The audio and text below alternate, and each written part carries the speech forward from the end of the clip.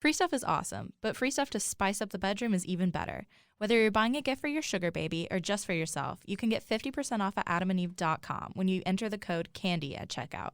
And that's not all. Adam and Eve will include 10 tantalizing free gifts, a sexy item for him, a special gift for her, and a third item all partners can enjoy.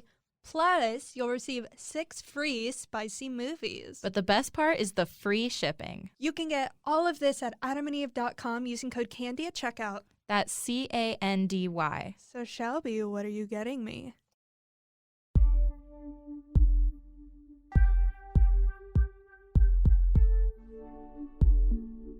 Candy Girl Podcast. Fuck me, daddy. Hey, all you candy sluts and bubble butts. Welcome to another episode of Candy Girl. I'm your host, Shelby. And I'm your co-host, Emily. And today we're talking to Dr. Mistress Snow. Do you want to introduce yourself? Sure. Hi, my name is Dr. Mistress Snow. I am a professor and dominatrix, and I am a writer, and I write on issues of academia, education, labor, and power and sex. Obviously. I am so excited for this conversation. I have 2 Twitters. I have a personal Twitter and then one that follows all of these UT accounts. And I saw somebody quoted you on my UT Twitter and I was like, oh, who is this? So I went to your page and I found it and we emailed our assistant Kit and we were like, you need to get us in contact with her. Like, this would be such a cool episode. And That's so they were funny. like, we're on it. I wonder if, yeah, cool. Well, I'm glad to be on here.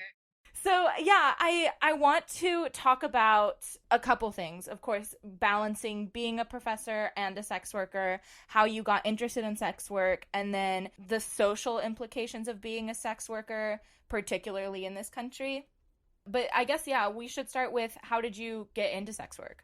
Yeah, in high school, I did like rudimentary, I want to say escorting light, but that's really giving it more credit than it was, to pay for voice lessons. And then when I was in college, I mostly had like vanilla jobs. I worked retail. I worked as a tutor, I worked as a camp counselor, stuff like that. And then the summer after college, I went back to sex work just to, like make ends meet in the summer in between college and graduate school. And again, it was kind of like, I feel like every time I've gone into sex work, I've kind of like stumbled ass backwards into like, oh, like I'm not planning on doing sex work, but wait a minute, like, oh, there are all these dudes that I'm seeing and buy me dinner, and then I go like beat them up. So it's been kind of hopped between doing like independent work, working in houses. I really stuck to BDSM work in college, and I haven't really, or when I finished college, and haven't really strayed from that since. But there you go. I needed money, didn't know how to make it. Yeah, that I feel like half the time is how most people get into it anyways. And then they fall in love with it. I feel like Right. Most of the sex workers we've talked to totally fall in love with it. Well, there's some people I know who just like were like always knew they'd be a dominatrix or something, and that wasn't really my path. I do enjoy it a lot of the time, not all the time, of course, but like, yeah, it was more that, various situations in which I needed cash and just didn't know how else to get it, the fate of any millennial or Zoomer or whatever. So before we started this interview, we were lightly touching on the topic of doxxing, which is something that happens a lot to sex workers. And I kind of want to get in on your thoughts about why there's this stigma around sex work and why people think it's okay for them to dox sex workers. Yeah, so I think a lot of the stigma, especially in the US, comes down to people's perceptions of legality, which always just blows my mind because, like, a bunch of fucked up shit is legal and a bunch of non-fucked up shit is illegal. Like, slavery was legal. The Japanese internment camps were illegal. Like, it's legal for banks to steal my money, but not for me to rob a bank. Like, so I think that's a lot of it. So when I outed myself to my mentor from graduate school last year, and her immediate concern was like, well, this is illegal. What are you going to do if you get caught? And I had to be like, girl, actually, doming isn't illegal in a lot of places. Like it is illegal in like Massachusetts, I think, has like really puritanical laws. I mean, that's kind of similar to drug dealing, I would say, in that we have dispensaries which are fine, but a street dealer is somehow morally corrupt rather than the system under which we're all operating being morally corrupt, right? So that's my first thought. My second is that it's just like a horrifying mix of classism and misogyny. Um, there are some sex workers who can pull in six figures, but that the vast majority do not. I mean, the vast majority of people do not. So most sex workers, in my anecdotal experience, are working class, lower middle class, doing it for the money, at least in some respect, in the same way that literally anyone does any job for the money. And people hate poor people. So Yeah.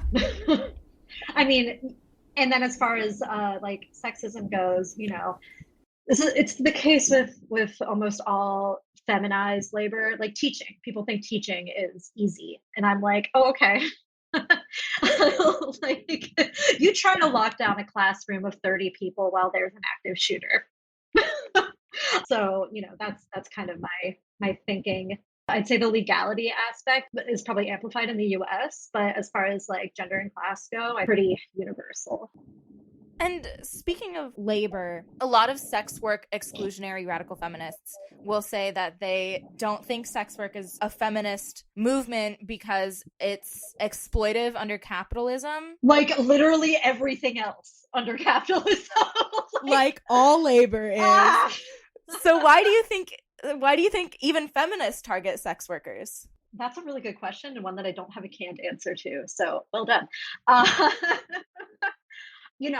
often have people say like, well, all work is sex work, or women at least will say like, because pretty much all embodied labor, teaching, for example, if you're a woman does, well, I mean, and if you're a man, really just in general, but it does depend on your physicality, on your embodiment, and is just so often sexualized. Like I've been sexually harassed more as a professor. I mean, IRL, online, different story, but like I've been hassled by more colleagues and students at the university than I have in a dungeon. It's no comparison.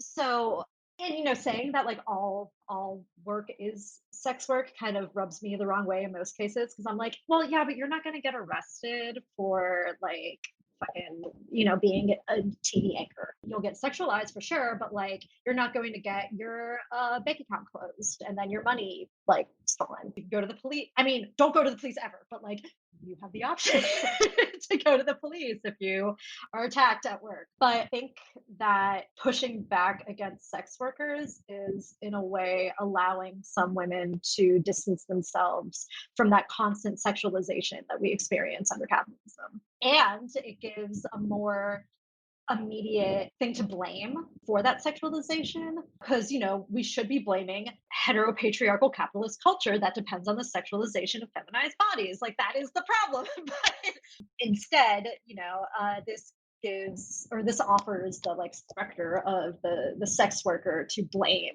for perpetuating sexism, when actually the work is just surviving under that structure, is my take, if that made sense. That's really interesting. A great take. You talked a little bit about, and this is on your Twitter too, about how your mentor dropped you when she found out that you were a dominatrix. Would you want to speak on that experience? Oh my God. Yeah, I was just like writing this like long thread about it. Yes, sure.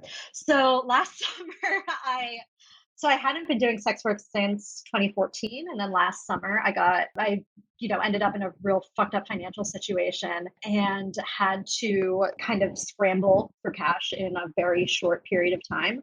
And sex work was really the only option that I saw. And in retrospect, like I have not since been like, oh, well, I could have. I'm like, I don't know. I could have sold drugs, I guess. Well, no, I couldn't have, because I don't even have access to the system. But I went back to sex work last summer, and I was talking to my former mentor. She and I were pretty close. We had in retrospect, too close, not like sexual or anything, but like girl boundaries relationship. And we're just chatting and talking about like how the summer's been, how like we hadn't been feeling so hot, blah, blah, blah.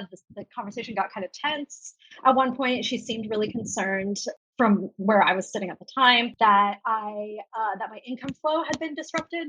So I was like, I didn't want to tell you this, but since you're worried, I'll just let you know I've actually been working quite a lot. I've been making money. I've been able to pay my bills. I've been doing sex work, and I didn't really want to tell you because I didn't want to, but since you're worried about my financial situation, I have it under control. And that just like backfired in the most spectacular ways. She was like, not okay. She responded, she was like, I'm going to have to process. I'll talk to you tomorrow. And I was like, okay. And then the next day she wrote, and I will like never fucking forget this. This will be like the last thing I see before I die. She sent me this long ass email, and one paragraph started, money's always nice to have, but it doesn't seem to me like this is about the money. Yeah, which struck me at the time, like even then, as a class issue, but B, a generational issue. This bitch was is a boomer naturally. And someone like myself, who, if I were 30 years older and I had gotten my PhD in the 80s instead of the teens, then it would have been far exponentially more likely, as much as like tenured professors like to argue, like, no, the job market's always been bad, like, shut the fuck up. It would have been way more likely for me to have a tenure track job, or even like for me to have a minimum wage job that paid all of my bills, as opposed to minimum wage jobs now that are like, we're going to pay you enough to like maybe live in your car illegally because you can't pay for car insurance. So yeah, it struck me at like she was in a position where she could not understand the reality of not being able to pay your bills and having them due, and just not knowing where the money's coming from. Because a lot of people are broke, but a lot of people haven't been in that position of just not knowing.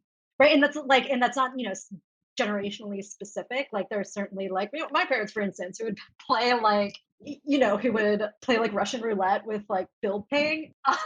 But, I think she interpreted it as, because this person is doing sex work, they clearly hadn't properly prepared. They were too irresponsible to set up a rainy day fund, which of course assumes that your regular income doesn't require you to live paycheck to paycheck. Like, yeah, whatever the fuck a rainy day fund even means would be like awesome if that were a reality. I think it struck her as just like a series of irresponsible mistakes, in addition to, her just also being a sexist, classist bitch. Oh, but following that, right. So this was about a year ago, last August, I told her. And the way the academic job market works is you apply for, it's similar to the academic year where, or I guess for applying to college, even you apply in the fall, you find out, like you might get an interview in the winter, you find out if you got the job in the spring. So I was applying for tenure track jobs in the fall, and you need 3 letters of recommendation, as when you're applying to, I don't know if you need 3 for college, but you do for grad school in most cases. And she was one of my letter writers. So a couple of weeks after this went down, I was like, yo, could you revise your letter of recommendation for me so I can apply for jobs? And she didn't respond for a couple of weeks. And then she was like, I'm not in a position to write this letter for you right now. And I was like, okay, like, I wasn't gonna argue with her at that point, because arguing with her, yelling with her wasn't going to make her change her mind. She wasn't going to be like, wow, because you called me a bitch, I'm gonna write it now. Like, so I just, tried to say in her good graces, like, oh, okay, like, I'm sorry to hear that, thank you for being honest, blah blah blah blah blah blah blah. But she was my 3rd letter writer out of 3, so I was able to scramble. I got 2 replacement letters, so I've since gotten like even more than that. But about a month after that, I was at work at the school where I teach. In between 2 of my classes, I was sitting in my office, and I was in a bad mood, and I was like, this professor she and I had been like thick as thieves. So I was like, I want to see what she said about me in her letter. I'm in a bad mood. It'll cheer me up to read someone talking about how awesome I am and how I'm like a dope teacher. So I signed into Interfolio, and Interfolio is this dossier system that academics use to apply for academic jobs. And letters of recommendation are all confidential, but you can have your letters mailed out to various institutions you're applying to. But you can also have them mailed out to like whoever the fuck you want, because there's not a ton of oversight. So one of my friends was like, just give my email address and send a letter to me. I was like, cool, awesome. So I log in and I go under letters, and hers isn't there. And I'm like, am I misreading? Like, are there 2 pages of letters and I'm like not seeing hers? Like maybe this is like 1 page. Cause I've been applying for I've had years worth of application materials on my dossier. So I had stuff from like 2016 even. And I'm like looking, I can't find it. And she had withdrawn all of my previous letters. So I was expecting she wouldn't write me a new one that I was fine with. But I never imagined she would have gone and withdrawn the ones I didn't even know that was an option. Like a lot of the people that I talked to were like, that's not true. Like they thought I made it up because they're like, it's so unheard of. And it was at that point I was like incandescent afraid. I wrote a reporter I know at the Chronicle to be like, hey, this fuck shit just happened. Y'all want to hear about it? And she put me in touch with my editor who focuses a lot on like labor. And I like wrote out an article that day. I was just so angry. So that got stuck in fact checking and copy editing for legit like 2 months, in large part because they were like, Interfolio doesn't do that. Like they had to call Interfolio and confirm it because they didn't even believe that there was an option to withdraw your letters. It was like that thing. So it finally came out in December and went viral amongst online academics pretty immediately. And since then, as I cling to my anonymity for dear life, I've been using the platform to, talk about adjunctification and labor rights and sex worker rights. Other assorted fuck shit I wouldn't put on Maine. Yeah, I had a friend who was a sugar baby, and when she told her therapist, her therapist dropped her right after she found out, which is not the same experience, but I feel like a similar. But still, well, first of all, I've done various forms of sex work, and sugaring is, in my experience, by far the most emotionally exhausting of any of them. Second, when I outed myself to my therapist, she was like, "Word, I used to be a dog." So that sucks for your friend. I can give her a referral. She needs it like so badly. Oh my god! What a time to be What alive. I don't understand, and I'm sure that you've spent a lot more time thinking about this than I have, is why do people demonize sex workers so much? I think that they fear like a guilt by association in a lot of ways. Like I've had a lot of I mean, even something as benign as watching porn is demonized. Like you're not gonna wanna do you remember a couple years ago, was it like Ted Cruz liked to porn tweet? So like even something as simple as that is something that people want to hide. So like I've had people say like, I don't want to follow you on Twitter because I don't want people to think that I'm into BDSM. And I'm like, literally, why would anyone think that? Like, but I mean, I think a lot of people fear being associated with sex workers, lest others think that they are participating in it or endorsing it or participating in it. That's my guess.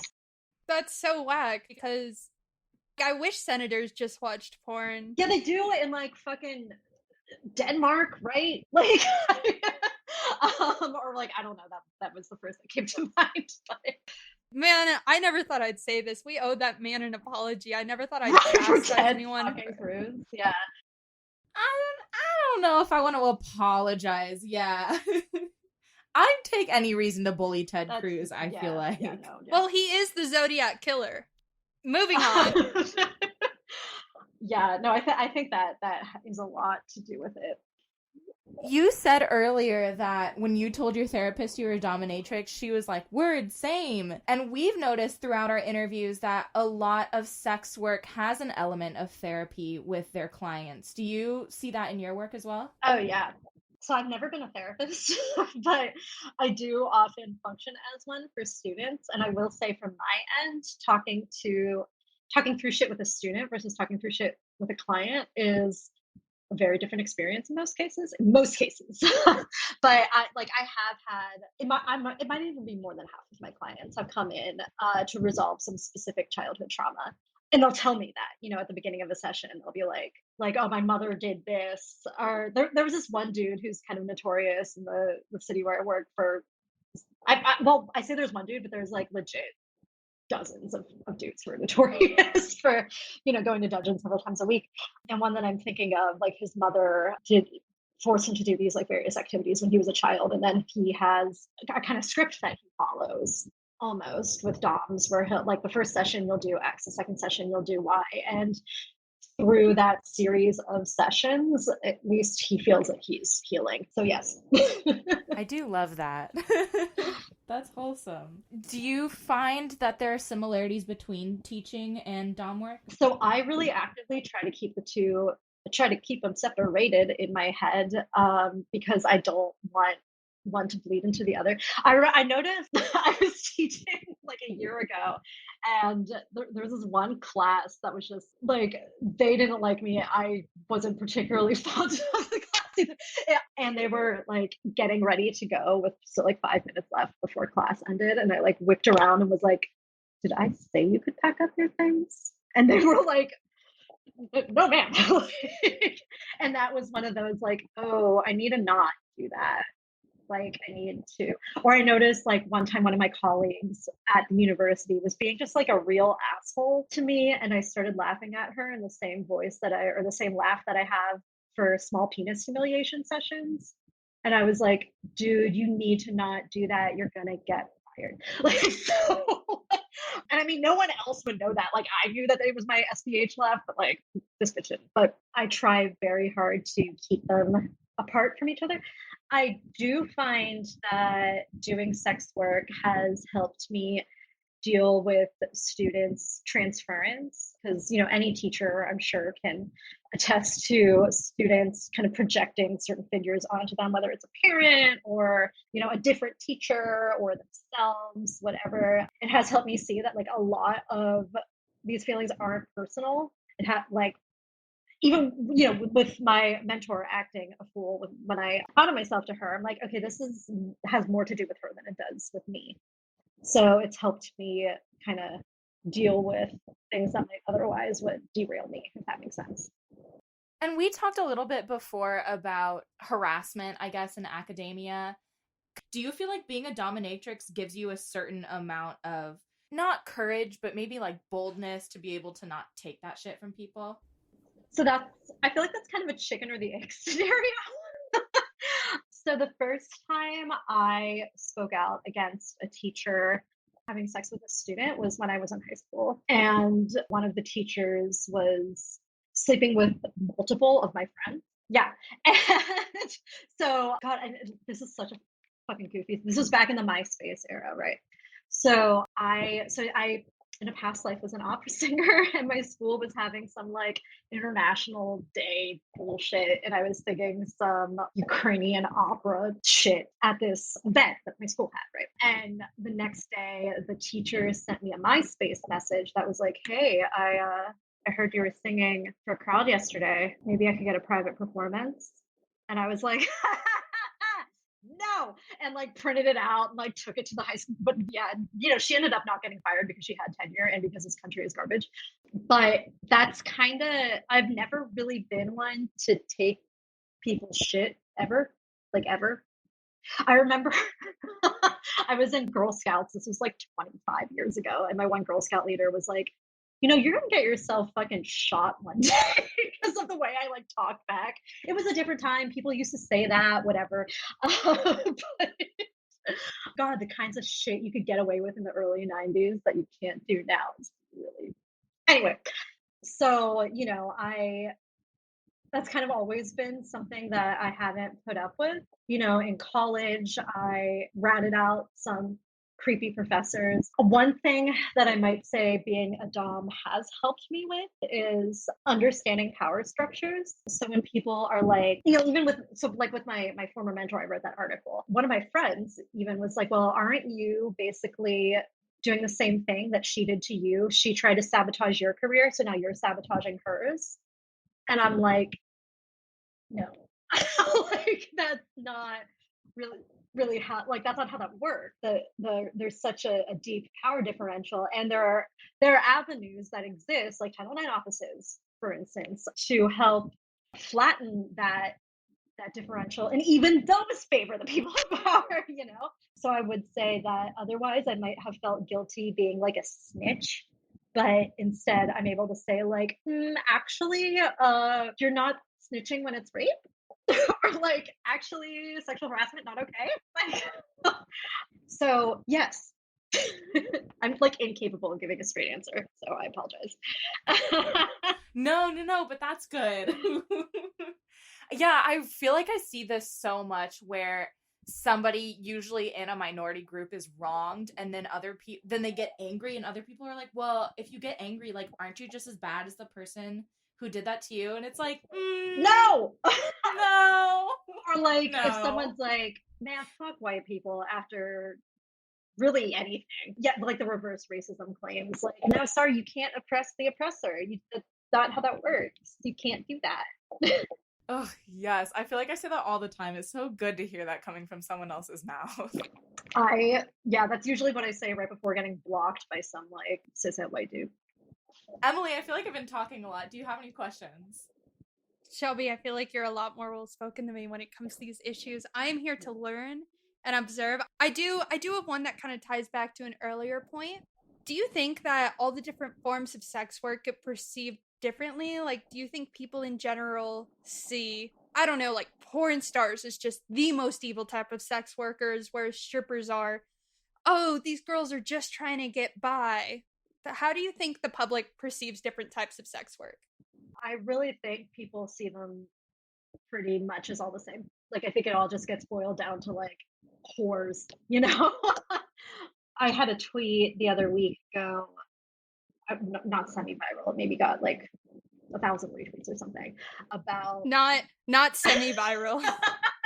I mean, I don't want to like get a big head and be a dick bag, but I had a tweet the other week about sex work or like not outing sex workers, for instance, and I got a lot of responses from like people who don't like just randoms who were like, oh, you mean not outing whores? I mean, I think the general public doesn't really make a distinction between what we might consider a prostitute versus what we might consider an escort versus what is a street worker versus a dominatrix versus someone in a massage parlor versus like I think it's just all like, oh, a dirty slut doing fucked up shit for money. I'd say that porn stars and strippers I'd say might be the most glamorized because they're the most visible is my guess. Like, and I'd say also porn stars and strippers as well. There's a bigger stigma with clients of escorts and dominatrixes. I think the assumption being that they have to pay for someone to fuck them, which has never been the case in my experience, and I've had a lot of experience. It's usually they're fulfilling another need that isn't getting laid. So I think Oh yeah, so strippers and porn stars are figures that I think it's more socially acceptable to like openly discuss because there's less shame in seeing or visiting or having sex with a porn star or a stripper because their jobs ostensibly don't include having sex with like clients. Like even porn stars are having sex with their coworkers. So, an interesting situation that I got caught up in last week that Shelby and I were living for, and thank you for all the listeners that came from the drama of that situation. So, I had posted in a public Facebook group just asking for people's support. And while I did get a lot of support, there were also women, and there are no men in this Facebook group. That is a very important precursor. There were women who were saying that they were going to pray for me or saying that I don't represent the values and morals of all these different things. And it was so interesting because I very much specified, guys, I'm not a sex worker. I just have a sex work podcast. There were two very different things. And I was surprised at the amount of backlash I was getting. People were making claims saying, I can't believe that you openly support child pornography and human trafficking. How do people make these claims? Like, also they're far jumps. And another question that I would love to just start a dialogue with you about is, I was able to keep my composure and I was very willing to start a dialogue because I honestly and truly believed that these women just had a lot of internalized misogyny. And even if they didn't support doing sex work for themselves, similar, but not in a way that guilts people for doing sex work, in a way where I would not support Shelby becoming an engineer because she would hate it. Where did these women come up with these claims? Do you think it is internalized misogyny? Do you think that these are beliefs that they have developed on their own? I'm just so confused. So I feel like this reminds me of, every so often there will be a tweet that I see that says something like sex workers oh yeah, sex workers are essential workers because without sex workers, men would rape more. And the presumption, I think, is that men as a monolith have like a sex quota that needs to be filled, right? Like they need six sex like a week or whatever. um, and if sex workers don't exist to provide a portion of that, then they'll just go a raping. And that seems to be the presumption there, that like they just have an itch to scratch and sex workers allow them to, which totally overlooks what we know to be true about rape, which is that it's about power and not about sex. But I feel like that's kind of the other, like an inverse of that, which is like, well, women being sexual or the existence of sex work or pornography somehow exacerbates men who would not be interested in sex otherwise, or like awakens in men some like fucked up kinks.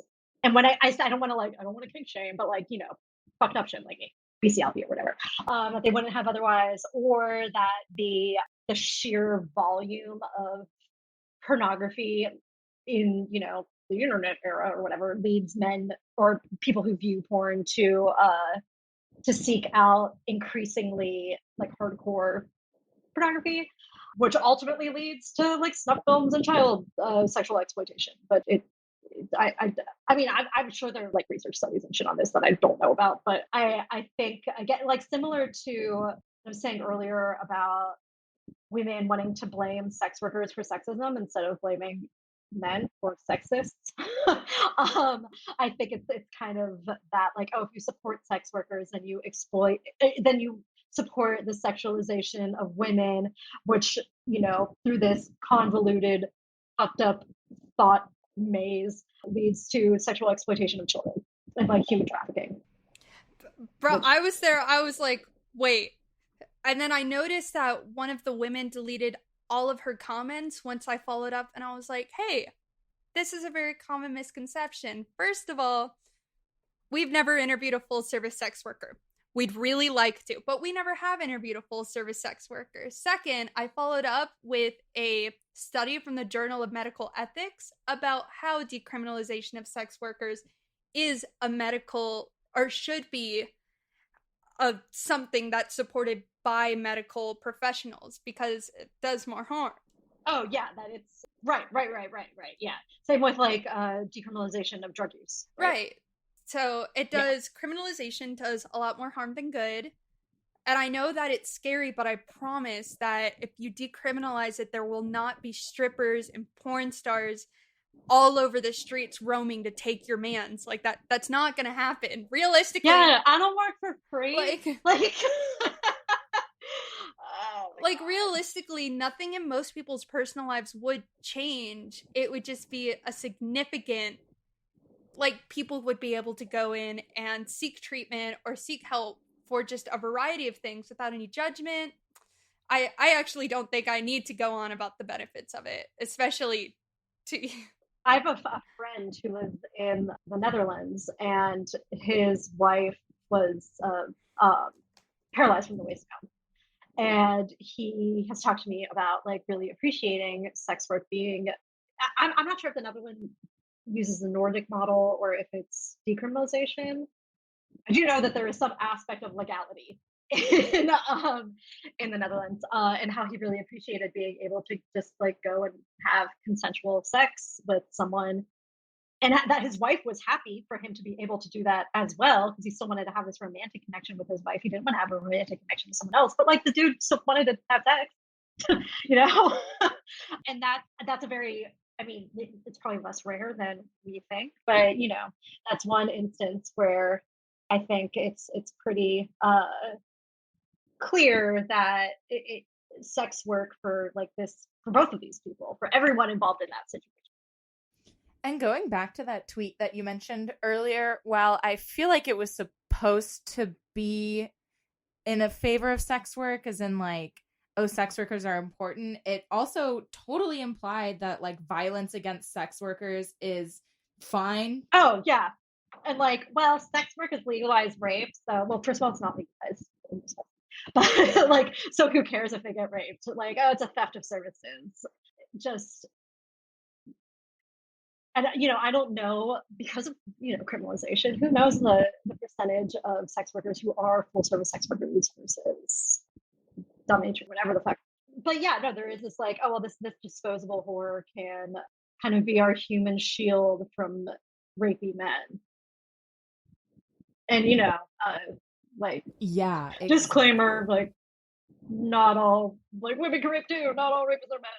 Where I keep thinking that. I'm like, Snow, don't get canceled. But you know Yeah. what I mean. Yeah. That's half the reason we started this podcast, is because during the Me Too movement, a lot of sex workers were saying we're being excluded from the narrative yet again. We experience sexual violence all the time, but nobody really seems to give a fuck about that. And just because, in a way that sex workers are objectifying themselves, doesn't make them objects. Like, they're still people, and they still need to be protected. Yeah. Or it makes me think of like if a client tries to bounce without paying and people are like, well, that's why you're supposed to collect up front. And like, well, yeah, that is why we generally do collect up front. But that's why you're not supposed to stiff a sex worker. Like, can we focus on this first? Like, how about we blame the person who actually fucked the other person over? Maybe. Yeah, people are so quick to blame sex workers for anything that happens to them. Yeah, it's or like I mean, you see this with like women, or I feel like I see media representations of this most often, but women who find out that their boyfriends or husbands or whatever are cheating on them with other women, and then they blame the other woman. I'm like, the other woman didn't fucking cheat. You did. What the fuck? Like, what are you doing? Half the time they didn't even know that dude wasn't single. This is a really It's good just opportunity to say beyond that me, women can I have think. internalized misogyny and it is okay and you can learn and grow out of it. And we would love to help you do so in whatever way possible. But it does exist. Oh yeah, oh yeah, and often in more violent ways than it. Well, not often. Sometimes, occasionally, in more violent ways than it does in men. Yeah. Now, the following statement disgusts me, but I feel like it could be a really valuable opportunity for listeners who are just still kind of confused. Let me just ask my question. So, playing devil's advocate here, it's clearly risky. Clearly, there are a lot of ways that you can get hurt and your reputation can get damaged. Why keep doing it? I'm glad you prefaced that with like, so this question's fucked up. I'm gonna ask it, but also, yeah, a lot of people, so like, it's fun. So let's say that you're hungry and you eat. It doesn't mean that you won't get hungry again and have to eat more. Like, so I personally keep doing it so that I can make money to do things like feed myself. um, but there are myriad reasons that sex workers stay in sex work when there are other potential opportunities. One being that it takes a significant amount of time to get paid for legal labor in the US. Like, so at the institution where I attended graduate school, I wouldn't get paid until October 1st at the earliest, and I would start working in the middle of August.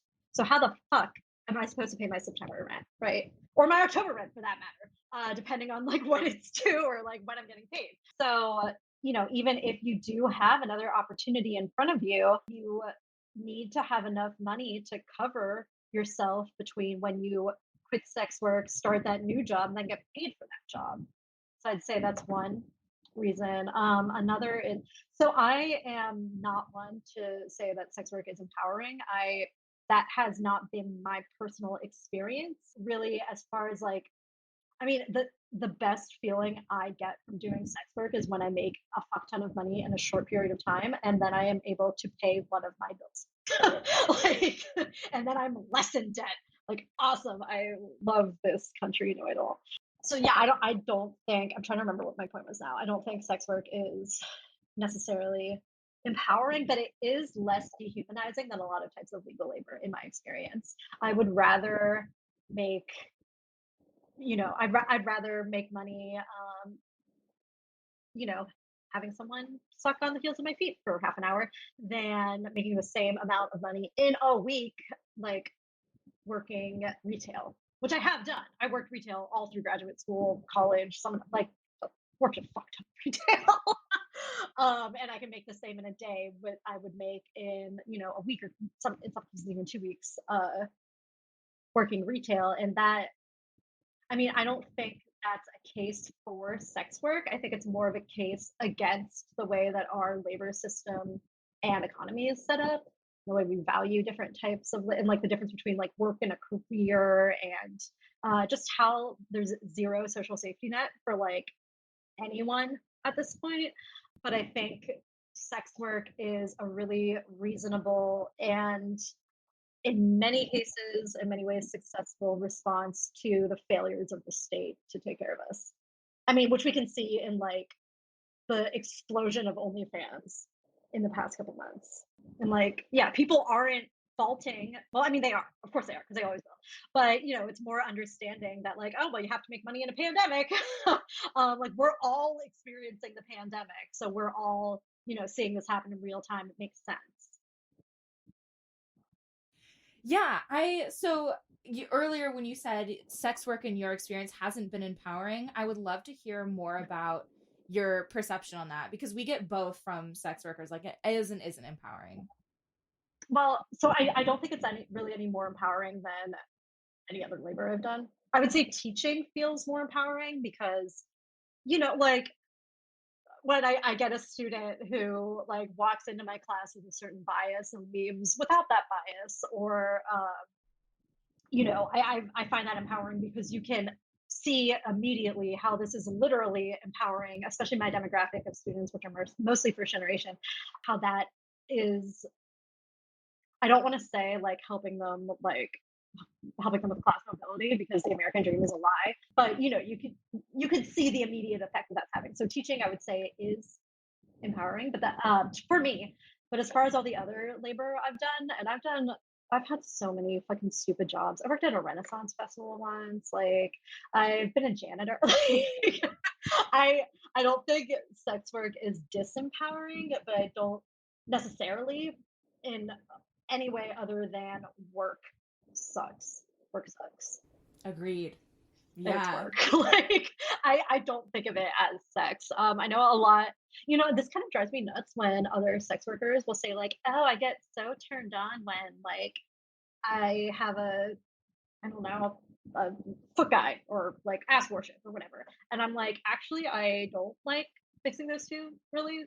Like, I know they are inherently mixed because sex and work are infused within everything in American culture, but like, that's not my experience of sex work. So yeah, I don't really think of it as, I don't know, any different from any other labor.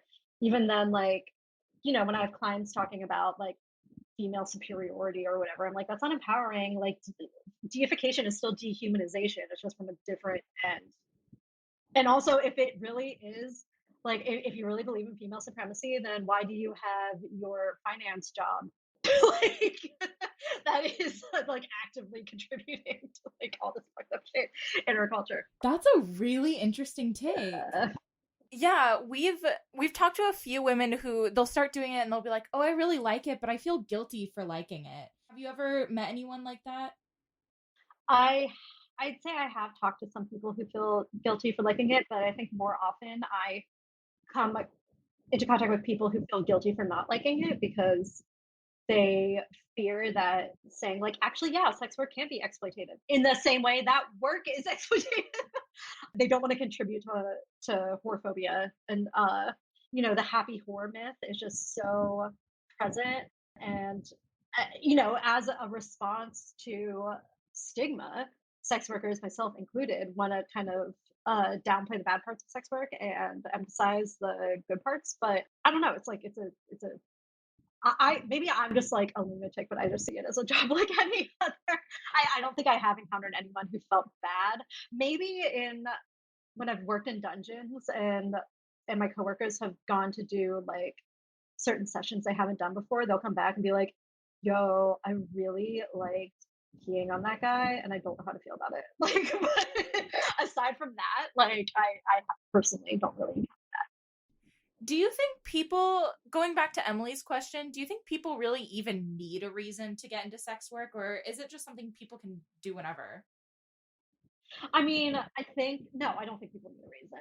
I mean, we have, like we have reasons for doing everything, but sex workers are expected in a similar way, I find, to academics to have some kind of narrative that justifies their own exploitation. Like as an academic, I'll get like, well, you must have not expected to make any money. And like my choosing to pursue this field justifies living in poverty.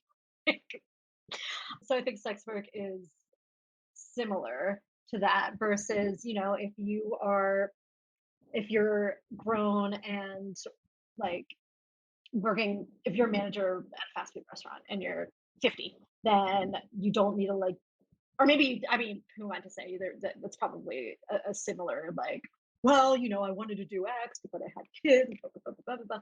But I think it comes down to expecting individuals to justify the like systemic exploitation that we all face instead of actually addressing the issue at hand. I'm such a Foucauldian, it makes me want to just push myself into a locker. No, this has been such an interesting conversation. These are questions that I've always wanted to like ask people, but they either don't know enough about sex work in order to have that conversation with me, or like their views are really fucked up, so I don't really want to know what they are. So I'm so glad that I got to ask you all these questions.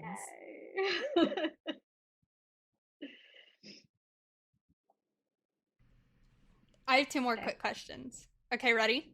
Ready? They're fun ones. Okay, weirdest thing you've ever stuck in a person? That's a really good question. I'm like, candlestick? My fist? I mean, of course you have your run-of-the-mill dildos and vibrators and shit, but no live animals or anything. Like, I don't fuck with that. Not like I've ever been asked to, but I would say no. Yeah, no. For a moment, I was about to be like, though I went to Bangkok a while ago, and got like, people will try to get you to go into these ping pong shows where women will like shoot stuff out of their vaginas, including sometimes like fish or gerbils. No, that's not my cup of tea. I think the weirdest might just be, like a electric toothbrush, but I'll try to think because there's got to be something fucking weirder than that, And that's why I ask. Yeah. I'm like, have I ever stuck my foot in something? I don't think so. All right, now ready for the second one? Yep. Okay, yeah. Do you have LaCroix in the dungeon that you work out of? No. What? Wait, LaCroix?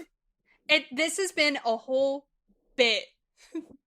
So I was actually right when the pandemic hit, I was transitioning between two dungeons, so I can't speak to what was in the one I was about to start at because it shut down like the day I was supposed to start there. But no, I think we had like Diet Coke and water and beer. We used to have hard liquor and wine, but then this one bitch girl I work with kept like drinking all of it.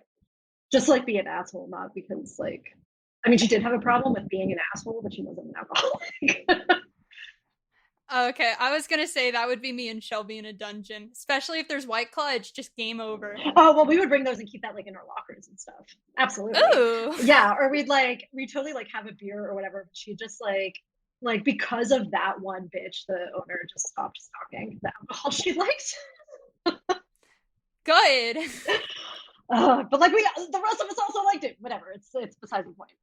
Yeah, I love finding the similarities between tech offices and sex dungeons. And I actually went back and I told my coworkers about this. I was like, yeah, from my podcast, I found out about this thing. Haha, all right. Anyways, back to work. Or like, so after a session, there's a bunch of paperwork you have to fill out, or at least when I worked in dungeons, that's been the case. You have to fill out, like, you have to sign like this one thing. You need to like log what time the session started, what time it ended, the room number you were in. Like, you have to sign out every piece of equipment that you take. Be like, one flogger, like one cat of nine tails, three dildos. The shit even had a barcode in the last place I was at that you would scan. I have so many follow-up questions to that, but we do not have time to get into that right now. Dr. Mistress Snow, thank you so much for coming on. Shelby, I'll let you wrap this episode up. Yeah, we really appreciate you getting back to us and doing this episode with us. I'm so excited for it to come out. I'm literally already thinking of title names, so getting super excited. Awesome. Yeah, no, this was really fun. Thanks. Do you have any social media that you want us to plug so our listeners can find you? Yeah, so I am rather prolific on Twitter. My Twitter is at Mistress Snow PhD. It's 3 S's in a row. I tweet a fairly healthy mix of healthy. It's about, you know, academia, the hellscape that is our current sociopolitical situation, and sex work and like labor rights. And I shitpost a lot because what the fuck else are we gonna do in a pandemic? My God. I also have an Instagram, but I barely use it. But, you know, every so often I'll be like, I should update my Instagram. I'm gonna find a picture of a dungeon from last year because there's a pandemic and I can't go take new pictures, which is also Mistress Snow, PhD. Well, yeah, you should definitely go follow her. We follow her on Twitter, and she's right. Her Twitter is great. You definitely need to check it out. You can check us out on Twitter, too, at CandyGirlPod, or on Instagram at CandyGirlPodcast. And we have a website, lest you forget. It's candygirlpodcast.com. And we, like, push it so hard, so you should probably have seen it by now if you're listening. Mr. Snow, again, thank